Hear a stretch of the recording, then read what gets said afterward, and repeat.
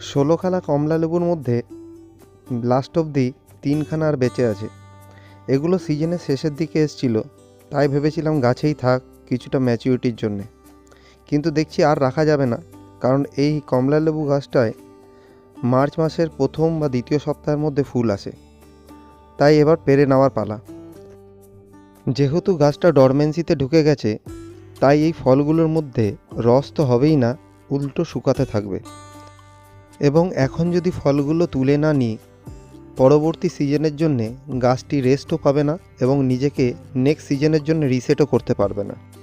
Next সিজনে ফুল আসার আগে কমপক্ষে 1 থেকে 1.5 মাস যেন গাছ রেস্ট পায়।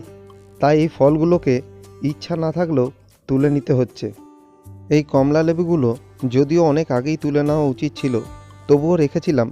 এই শীতের মধ্যে যত রাখবেন তত ভালো কালার আসে এবং তত মিষ্টি হয়।